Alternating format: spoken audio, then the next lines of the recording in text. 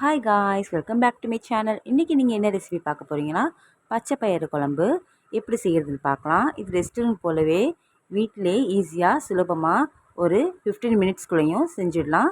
எப்படி செய்கிறதுன்னு பார்க்கலாம். வாங்க வீடியோக்குள்ளே போகலாம். நான் வந்து பச்சை பயிறு ஒரு டம்ளர் அளவு எடுத்திருக்கேன். இந்த பயிரை நல்லா 2 டைம் தண்ணியில் வாஷ் பண்ணி எடுத்து வச்சுக்கலாம்.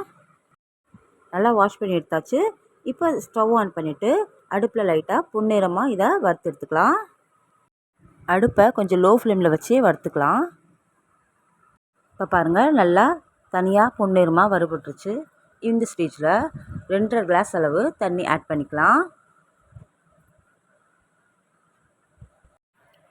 இதுக்கு தேவையான அளவு உப்பு சேர்த்துக்கலாம். உப்பு சேர்த்துட்டு நல்லா கலந்து விட்டுக்கலாம்.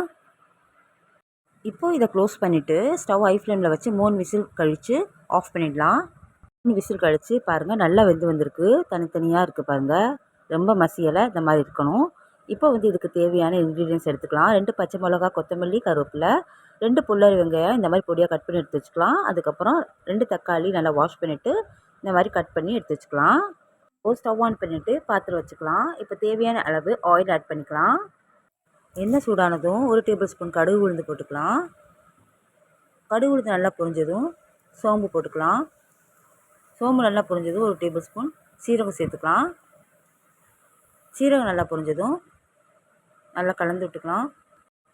இதுக்கப்புறம் 2 கட் பண்ணி வச்சுருக்க பச்சை மிளகா ஆட் பண்ணிக்கலாம். ஆட் பண்ணிவிட்டு கட் பண்ணி வச்சுருக்க ஆனியனையும் ஆட் பண்ணிக்கலாம். ஆட் பண்ணிவிட்டு நல்லா வதக்கிக்கலாம். பச்சை வாசனை போகிற வரைக்கும் நல்லா வதக்கிக்கலாம். இப்போ பாருங்கள், நல்லா வதக்கி வந்தாச்சு. இப்போ இதோட கொத்தமல்லி, கருவேப்பிலை சேர்த்துக்கலாம். கருவேப்பிலை, கொத்தமல்லி நல்லா வதங்கினதும் இது கூட கட் பண்ணி வச்சுருக்க தக்காளி பழத்தை ஆட் பண்ணிக்கலாம். ஆட் பண்ணிவிட்டு நல்லா வதக்கி விட்டுக்கலாம். 1 சிட்டிகை உப்பு சேர்த்துக்கலாம் நல்லா வதங்கிறதுக்கு. இப்போ நல்லா வதங்கி வந்தாச்சு. இப்போ 1 சிட்டிகை மஞ்சள்தூள் ஆட் பண்ணிக்கலாம். மஞ்சள்தூள் ஆட் பண்ணதும் இது கூட லைட்டாக பெருங்காயத்தூள் ஆட் பண்ணிக்கலாம். பெருங்காயத்தூள் நல்லா சேர்த்ததும் இது கூட 1 டேபிள் ஸ்பூன் மல்லித்தூள் ஆட் பண்ணிக்கலாம். மல்லித்தூள் நல்லா வதக்கி விட்டுக்கலாம்.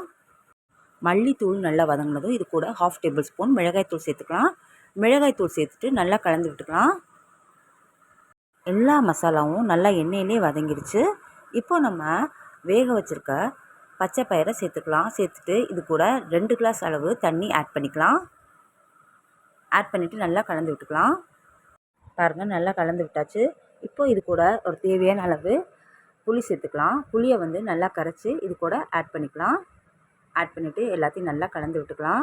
கலந்து விட்டுட்டு தேவையான அளவு சால்ட் ஆட் பண்ணிவிட்டு நல்லா ஒரு 5 நிமிஷம் 10 நிமிஷம் நல்லா கொதிக்க விட்டுலாம்.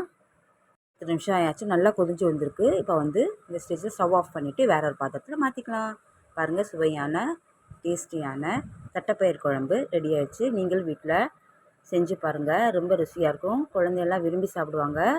இது வந்து ரொம்ப ப்ரோட்டீன் நிறைந்த ரெசிபி. உங்களுக்கு இந்த வீடியோ பிடிச்சிருந்தால் மறக்காமல் லைக், ஷேர், சப்ஸ்கிரைப் பண்ணுங்கள். கூடவே பெல் ஐக்கானை கிளிக் பண்ணிவிடுங்க.